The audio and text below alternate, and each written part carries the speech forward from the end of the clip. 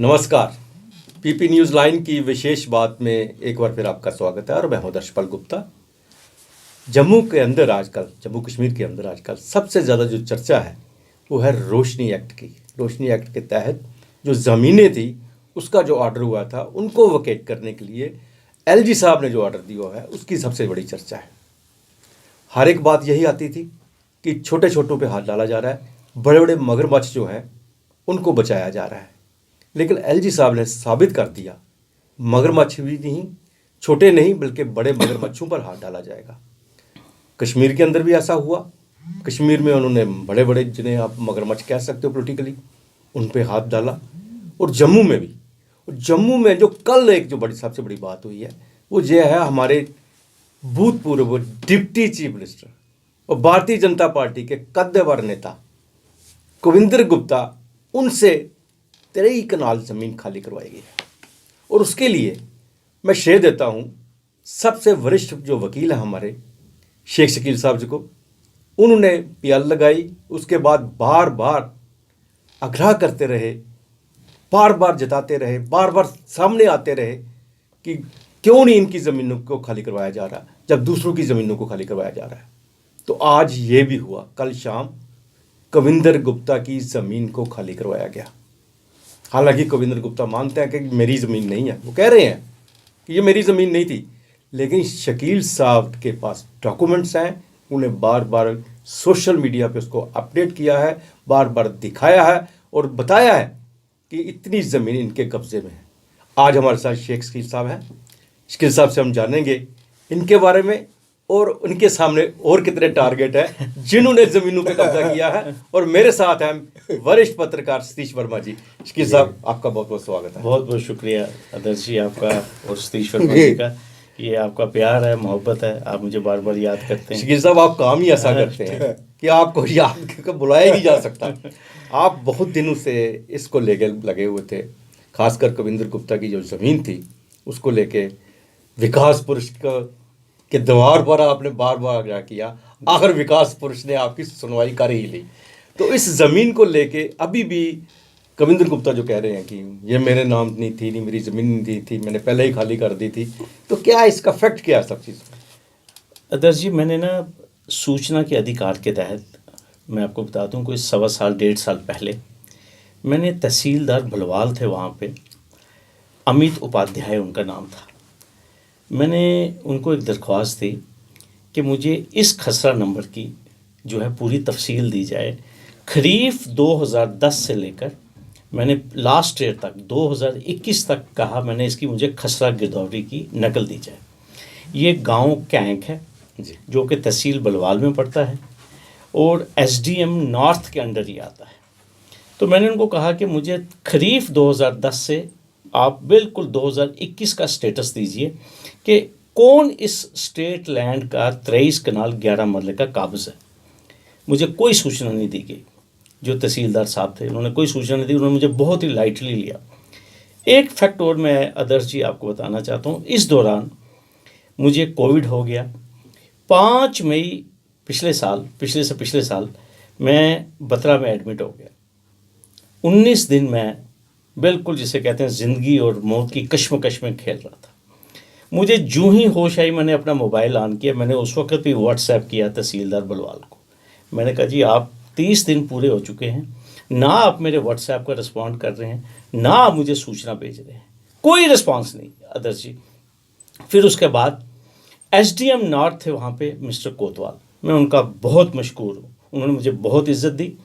मैंने उनके पास first appeal लगाई राइट टू इन्फॉर्मेशन एक्ट के तहत। उन्होंने तहसीलदार साहब को बुलाया, मुझे भी बुलाया और मेरे सामने ताकीद की फर्स्ट अपील में कि 6 दिन के अंदर इनको नकल दे दीजिए। आदर्श जी, 6 दिन क्या, आप समझ लीजिए अपने सुपीरियर ऑफिसर के आर्डर की भी तौहीन की और तहसीलदार साहब ने मुझे सूचना नहीं दी। मैं खत पे खत भेजता रहा और अल्टीमेटली मैं आपको बताऊंगा 6 अगस्त की बात है ये। तो 6 अगस्त को मैंने जो सेंट्रल इंफॉर्मेशन कमीशन है न्यू दिल्ली, मैंने वहाँ पे गुहार लगा दी, वहाँ पे अपील फाइल कर दी कि जनाब ये हमारे जो पीआईओ साहब हैं तहसीलदार बलवाल, इनको ना आरटीआई की कोई रिस्पेक्ट है, ना इनको फर्स्ट अपीलेट आर्डर की रिस्पेक्ट है। फिर उसके बाद मैंने जिस दिन यहाँ से अपील डिस्पैच की, उसके 2 दिन के बाद, क्योंकि जो ही तहसीलदार साहब को मेरी सेकंड अपील की एडवांस कापी पहुँची है, तो फिर उन्होंने मुझे स्पीड पोस्ट करके खसरा गिरदावरी जो है खरीफ 2010 से लेकर मुझे भेजी। जब मैंने उस खसरा गिरदावरी को पढ़ा जी, तो मुझे पता चला कि इसमें 3 लोग अनऑथोराइज्ड रिकॉर्डेड हैं, इलीगल ऑक्यूपेंट। सबसे ऊपर जो नाम था कविंदर गुप्ता, वल्द बिंद्राबन गुप्ता, साकना इंदिरा कॉलोनी जानीपुर जम्मू, और साथ में इनके कोई 2 साथी और थे। मैंने being a law abiding citizen, Kavinder ji, ये आदर्श जी, मैं आपको बताऊं, मैंने कोई सूचना अपने सीने से लगा के नहीं रखी। मैंने किसी को कोई फ़ोन नहीं किया। मैंने इमीडिएटली जनता के दरबार में ये सूचना जो थी वो मैंने शेयर कर दी। मैंने सरकार के नोटिस में लाया। मैंने कहा ये इन्फॉर्मेशन है और ये ज़मीन जो 23 कनाल स्टेट लैंड है, इसमें अनऑथोराइज्ड जो ऑक्यूपेंट हैं, इलीगल ऑक्यूपेंट हैं, वो कविंदर गुप्ता जी हैं और उनके 2 साथी हैं। और मैंने बार बार गुहार लगाई सरकार को कि जिस तरह बाकी लोगों के नाम जो अनऑथोराइज ऑक्यूपेंट थे, हाई कोर्ट ने कहा था कि उनके नाम वेबसाइट पे चढ़ाए जाएं, उनके नाम अखबारों में दिए जाएं, उनके नाम पोर्टल्स में दिए जाएं, प्रिंट इलेक्ट्रॉनिक। तो मैं बार बार कहता रहा कि भाई इनका नाम क्यों नहीं आ रहा, इसको क्यों छुपाया गया है, और तहसीलदार के ऊपर क्या दबाव था कि उसने जो सूचना 28 दिन में देनी चाहिए थी, उसने 4.5 महीने के बाद ये सूचना क्यों दी। और अभी मैं आदर्श जी आपको बताऊंगा, जो मेरी सेंट्रल इंफॉर्मेशन कमीशन में जो अपील थी, अभी उसकी कोई 10 दिन पहले सुनवाई थी, और इतना सीरियस व्यू लिया है सेंट्रल इंफॉर्मेशन कमीशनर वाई.के. सिन्हा ने, जो हमारे हिंदुस्तान के इस ट्रांसपेरेंसी कमीशन के सबसे बड़े ऑफिसर हैं। उन्होंने पेनल्टी का नोटिस, सतीश जी जो तहसीलदार हैं, आजकल ये कहीं रामबन में हैं, इनको पेनल्टी का नोटिस भेजा है कि क्यों ना आपको दंड दिया जाए और आपके खिलाफ डिपार्टमेंटल एक्शन क्यों ना रिकमेंड किया जाए कि आपने आरटीआई के तहत जो सूचना देनी थी उसमें आपने डिले क्यों किया। अब ये सूचना जब मेरे पास आ गई, मैं बार बार मैंने अपने जो विकास पुरुष हैं, जो महापुरुष हैं हमारे एलजी साहब, मैंने बार बार उनका दरवाज़ा खटखटाया। बार बार मैंने डिवकाम जम्मू से कहा, डिप्टी कमिश्नर जम्मू से कहा, एसडीएम नॉर्थ से कहा कि जनाब जिस तरह आप बाकी इलीगल ऑक्यूपेंट्स को ट्रीट कर रहे हैं, आप इनके खिलाफ भी एक्शन लीजिए। जब मेरा दबाव थोड़ा सा बढ़ा तो कविंदर जी भी अल्टीमेटली उनको भी सामने आना पड़ा, और एक बड़ा, मैं ये कहूँगा कि उन्होंने जो स्टैंड लिया कि मेरा इस ज़मीन के साथ कोई तलक वास्ता नहीं है, आप मैं इसको अनाथालय को दे दें, चाहे आप यहाँ पे कोई गौशाला बना लें। तो ये बड़ी हैरानकुन एक बड़ा स्टेटमेंट था। और मैं जो बात कर रहा था, मैंने कोई आरोप नहीं लगाया, मेरे पास दस्तावेज थे जो कि सर्टिफाइड कापी मुझे आरटीआई के तहत मिली, तो मैंने उसकी बुनियाद के ऊपर, और आज आप देखिए कि कल रात को मुझे जब ये पता चला कि जो ऑफिशियल हैंड आउट है डिस्ट्रिक्ट एडमिनिस्ट्रेशन जम्मू का, हालांकि उनकी हिम्मत नहीं हुई इनका नाम देने की, लेकिन उसमें लिखा है कि from one legislator of Jammu हमने इसको रिकवर कर लिया है।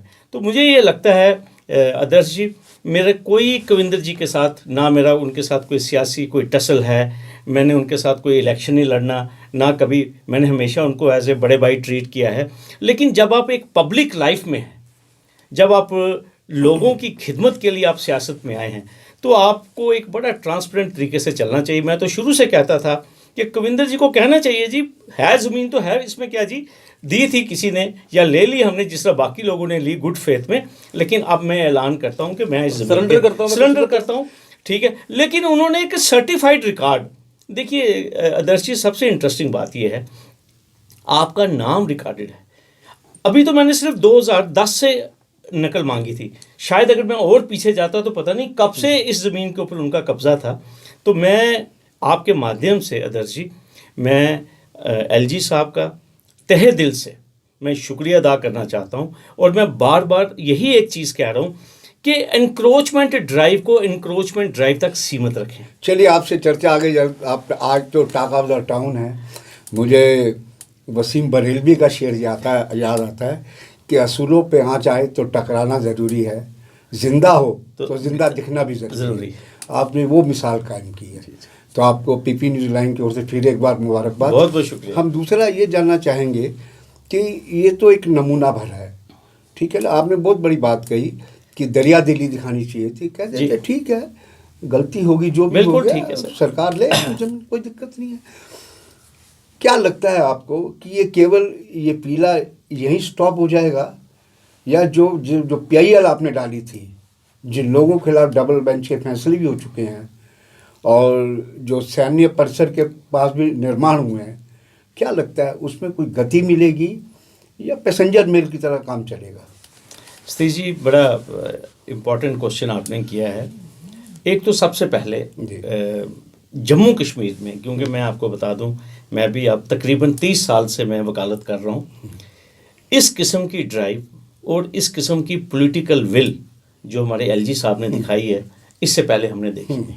मैं आपको साफ बात कहूँगा। बिल्कुल। और ड्राइव चलती थी, गरीब आदमी के ऊपर चलती थी, बलडोज़र चलता था, बेचारे खोखे वाले के ऊपर चलता था, किसी टी स्टॉल वाले के ऊपर चलता था। ये पहली बार है कि मौजूदा सरकार में या इससे पहले ex finance minister, most powerful, बिल्कुल, आप देख लीजिए, फिर इसके हसीब अलावा दराबू जी। हसीब दराबू जी, एक्स होम मिनिस्टर हमारे और x rural development minister, general secretary national conference की बैकबोन बिल्कुल। अली मोहम्मद सागर साहब के आउट हाउस को डिमोलिश करना, ये कोई मामूली डेवलपमेंट्स नहीं है सतीश जी जम्मू में। लेकिन मैं समझता हूँ ये एक शुरुआत है। अभी तो जब हम बात करते हैं तो जो इंक्रोच्ड स्टेट लैंड है वो तो 20 लाख कनाल है। मैं तो कहता हूं कि माइनस पुअर पीपल, बिल्कुल, माइनस दोज एग्रीकल्चरिस्ट जिनके पास कोई ज़मीन नहीं है, किसी को स्पेयर नहीं करना चाहिए। बिल्कुल सतीश जी, मैं आपको साफ बात कहूँ जी। और मैं बार बार आपको एक चीज़ कहूँगा, पूरा एक रोड मैप है LG साहब के पास, और जो मैं सुन रहा हूँ कि LG साहब पर्सनली मॉनिटर कर रहे हैं इस तमाम डेवलपमेंट को। और आज आप देखेंगे कि हमारे जम्मू शहर में, मैं आपको बताऊंगा, इस वक्त जम्मू के किसी भी इम्पॉर्टेंट लोकेलिटी में सतीश जी, जहाँ पे कमर्शियल अदारे हैं, वहाँ 3 या 4 करोड़ रुपया कनाल कीमत है ज़मीन की। बिल्कुल बिल्कुल बिल्कुल, ठीक है। और मैं आपको सूचित करना चाहता हूँ कि हमारे जम्मू में विद इन म्यूनसिपल लिमिट्स एक गाँव है, रेवेन्यू विलेज में उसको कहते हैं दिल्ली जी, जिसको हम मार्बल मार्केट एरिया कहते हैं जी। हाई कोर्ट ने कम से कम भी जो ये अपनी जजमेंट लिखी है, कोई 80-90 पेजों की, उसमें कम से कम 20 पेजेस जो डेडिकेट किए हैं वो इस खसरा नंबर 781 दिल्ली के ऊपर डेडिकेट किए हैं। और हाई कोर्ट ने ये कहा है कि 156 कनाल जो JDA की प्राइम लैंड है, इसमें कनाइवेंस है रेवेन्यू की, JDA की, और साथ में कुछ ऑफिसरान की, और साथ में एनक्रोचर्स की, कि सभी, और साथ में क्या लिखा है, it is a shut I case, कि मतलब तमाम अथॉरिटीज़ ने आंख मूंद दी है। आंख मूंद दी है। ठीक है। अभी आप देखेंगे कि ये करोड़ों रुपए की ज़मीन है जहां दिन दिहाड़े आदर्श जी बिजनेस एक्टिविटी चल रही है। मैं नाम नहीं लूँगा, इशारा ही काफ़ी है, बहुत रसूखदार लोग हैं।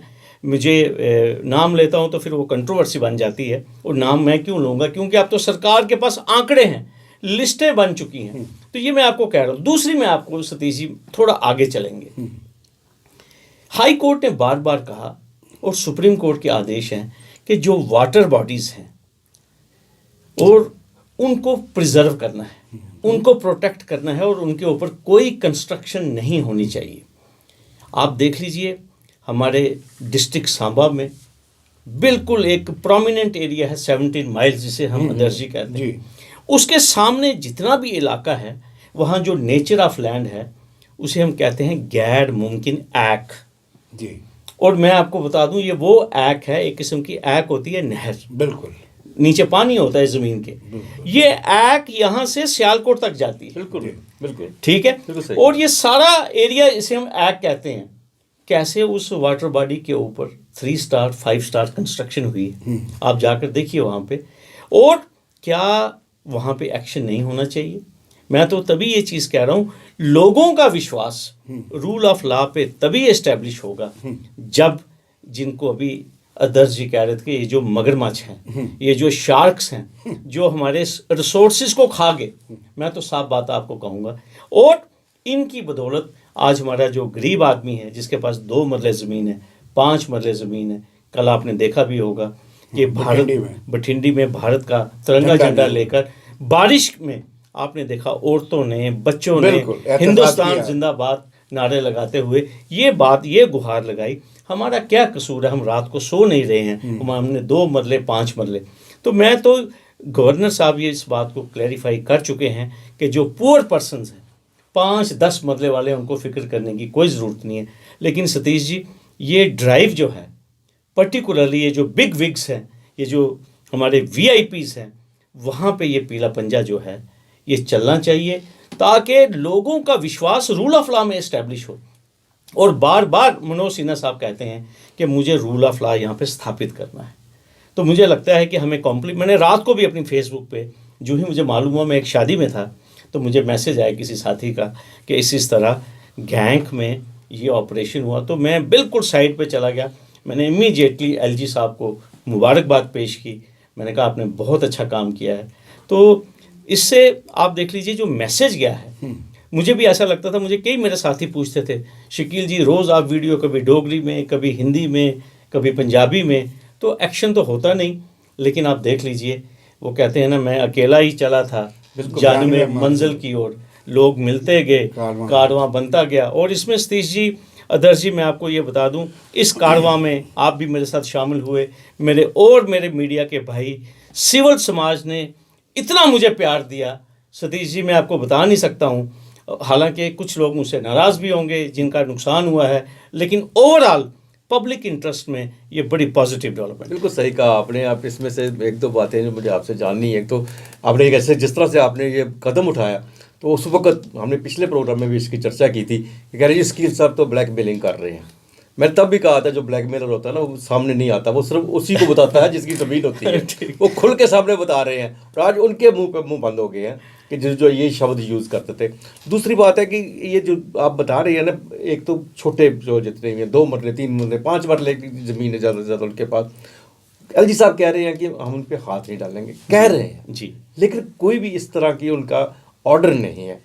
जब तहसीलदार ऑर्डर निकालता है, जब कोई तो निकालता है, जब पंजा चल रहा होता है तो उनके भी चल जाता है जी। दूसरी बात यह है कि जो डिप्टी CM की जो जगह थी वो खाली थी सारी के सारी। जी। बाकी जिनकी जगहों के नाम ले रहे हैं, वहाँ पे करोड़ों रुपए के जो है ना, बिल्कुल कंस्ट्रक्शंस हैं। ठीक है। तो क्या ये पंजा उस तरफ जा पाएगा, उन तक पहुँच पाएगा?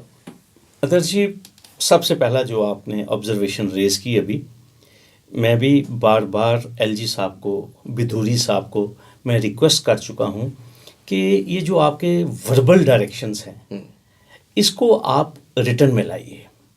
देखिए, रामसू जैसी जगह है, जैसे हमारे आरसपुरा में दूर दराज बॉर्डर के गांव हैं, हमारे पुंछ में मंडी लोडन है, बनी देखिए, बसोली में देखिए, वहाँ पे जिनके पास हमारे नोमैड्स हैं, जो हमारे गुज्जर बकरवाल भाई हैं, इतनी ठंड में जिनके कुल्ले बने हुए हैं, वहाँ पे नोटिस चस्पान किए जा रहे हैं। तो जब तक एक, मैं समझता हूँ कि एक जिस तरह सर्कुलर निकाला था 9 जनवरी को, इसी तरह की कोई 3 लाइनों का एक कॉरिजेंडम निकाला जाए, जिसे हम कहते हैं कि इन कंटिन्यूएशन टू सर्कुलर, कि it is provided that the tahsildars deputy commissioners shall not demolish any residential house और they should not evict any person who is landless agriculture. मुझे लगता है क्लैरिफिकेशन काफ़ी है, इतनी क्लैरिफिकेशन मैं इन्हीं की बात को एंडोर्स कर रहा हूँ आदर्श जी की। कल हमने सिदड़ा में देखा कि वहाँ एक छोटे स्तर का अधिकारी था, उससे जब मीडिया पूछ रहा था कि क्या आपने कहा कि रेजिडेंशियल के खिलाफ कार्रवाई नहीं है, कमर्शियल के खिलाफ है, तो उसने कहा क्या रेजिडेंशियल के खिलाफ की कार्रवाई रुकेगी? तो उसने हाँ का ना का, उसने एक ऐसा जवाब दिया जो किसी को भ्रमित कर दे, कंफ्यूज कर दे। तो आपने ठीक कहा, और अजहर जी ने सवाल उठाया है कि कम से कम LG साहब की ओर से एक क्लियर इंस्ट्रक्शन होनी चाहिए, और जो कमिश्नर सेक्रेटरी रेवेन्यू मिस्टर बदूड़ी, उनको भी इस पर क्लैरिफिकेशन देना चाहिए।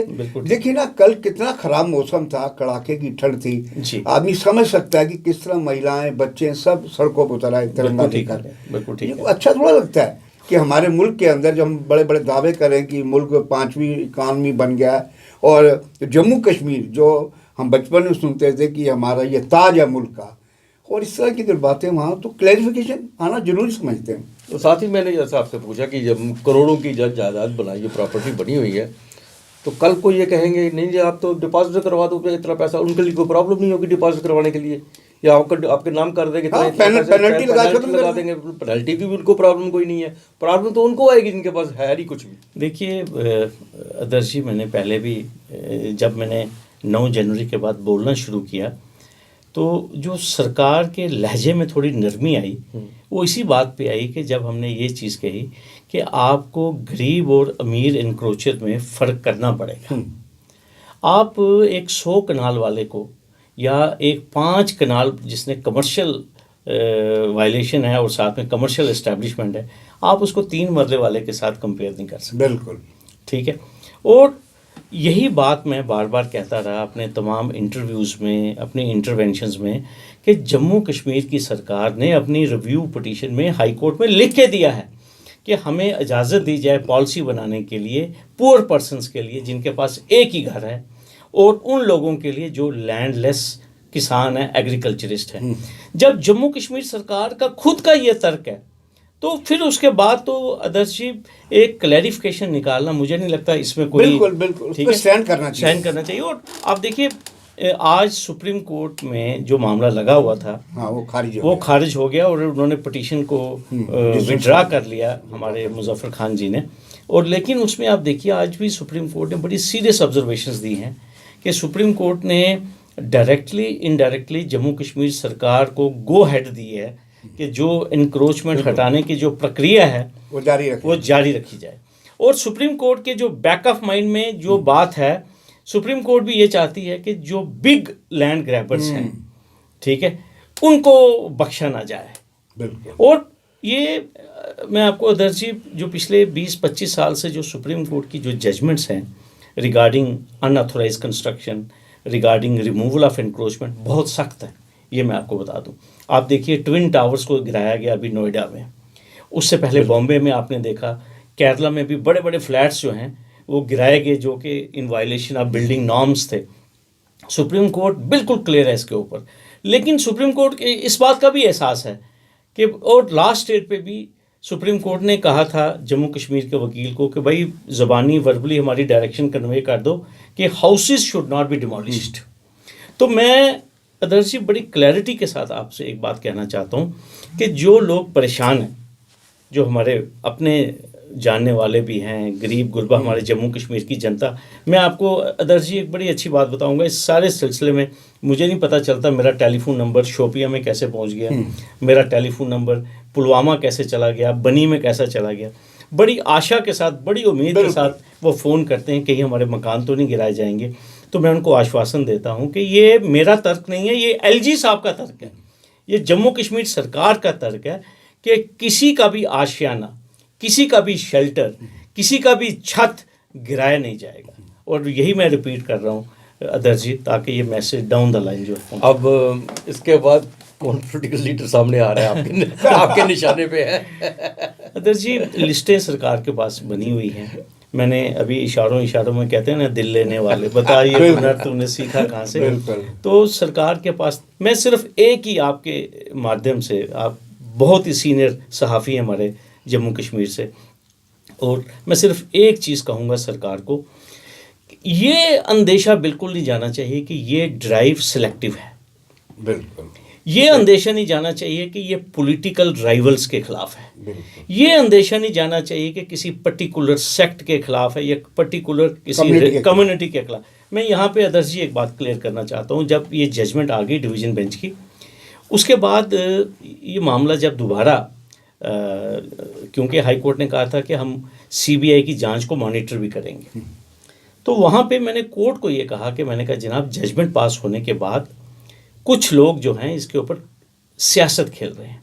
कोई कहता है ये लैंड जिहाद है, कोई कहता है कि इस जजमेंट से जम्मू की डेमोग्राफी जो चेंज हो रही थी रुक गई है। तो मैंने कोर्ट को ये भी कहा कि मैंने कहा जनाब बहुत से कलर अटैच किए जा रहे हैं इस जजमेंट को। तो मुझे याद है ओपन कोर्ट में बिंदल साहब और मैडम गीता मित्तल, उन्होंने ओपन कोर्ट में कहा we clarify that this judgement is against encroachers, it is not against a particular region or religion, we clarify it। ये उन्होंने ओपन कोर्ट में कहा था। वही ऑब्जर्वेशंस मैं आदर्श जी आपके सामने सरकार तक पहुंचाना चाहता हूं। मैं कहता हूं कोई भी एनक्रोचर है, जो भी है, ए है, बी है, सी है, चाहे किसी भी धर्म से वो ताल्लुक़ रखता है, किसी भी जमात के साथ है, आप एक्शन लीजिए, क्योंकि आपके पास मैंडेट है, आपके पास कोर्ट की डायरेक्शन है, माइनस क्योंकि हाई कोर्ट की जो डायरेक्शन नंबर 6 है आदर्श जी, उसमें बिल्कुल डिवीजन बेंच ने लिखा है large tracts of state land be retrieved. High court ने पहले ये कहा हुआ है कि जो बड़े बड़े चंक हैं स्टेट लैंड के, पहले आप उनको रिट्रीव कीजिए। और मुझे लगता है कि एग्जैक्टली जो एलजी साहब हैं, he is on the job, और हमें उनके हाथ और मजबूत करने चाहिए ताकि ये जो जम्मू कश्मीर में जो हो रहा है। और मैं एक चीज़ और आपको आज मैं खुल के बात करता हूँ, एलजी साहब तक ये बात जानी चाहिए। बहुत लोग कोशिश कर रहे हैं कि इस डिस्पेंसेशन में ये जो हो रहा है, क्योंकि अभी मैं सुन रहा था कि ये जो एट होम जो एलजी साहब का था, इसमें हमारे बड़े प्रोमिनेंट पॉलिटिशियंस जो हैं, एक मखसूस पॉलिटिकल जमात के, वो नहीं गए। शायद उनको लगता है कि एलजी साहब उनके डिक्टेशन के ऊपर काम नहीं कर रहे। एलजी साहब क्यों उनका डिक्टेशन लेंगे? आप मुझे एक चीज़ बताइए, क्या वो एलजी साहब को ये कहना चाहते हैं कि हमारी जो इंक्रोचमेंट्स हैं उस तरफ मत देखिए? लेकिन मैं आपको फिर कहूँगा कि एलजी साहब पर्सनली मॉनिटर कर रहे हैं, और आपको मालूम है कि हमने बार बार, जिसे कहते हैं, एलजी साहब का ये दरवाज़ा खटखटाया कि कोई डिस्क्रिमिनेटरी ड्राइव नहीं लगनी चाहिए, कोई ये सिलेक्टिव ड्राइव नहीं लगनी चाहिए। Law must be applied equally, uniformly for all. बिल्कुल, हमने इसके साथ ये भी जोड़ा था कि उस एट होम में हो सकता है वो एलजी साहब से नजरें ना मिला सकें। शकील साहब, आपने बहुत डिटेल से सब बातें बताई, और उम्मीद करते हैं एलजी साहब भी, जैसा आपने कहा, इस पे एक्शन ले रहे हैं। लेकिन सबसे बड़ी बात जो है वो है जो छोटे लोग हैं, जिनके पास छोटे छोटे घर हैं, थोड़ी ज़मीन है, उनके बारे में ज़रूर सोचना चाहिए। शकील साहब, आपने हमें टाइम दिया, आज आप बहुत बिजी थे, फिर भी आप हमारे स्टूडियो में, आपका बहुत बहुत धन्यवाद। बहुत बहुत शुक्रिया सर, बहुत शुक्रिया। आज के लिए बस इतना ही, अगले प्रोग्राम में फिर आपसे भेंट होगी, तब तक इजाज़त दीजिए। नमस्कार।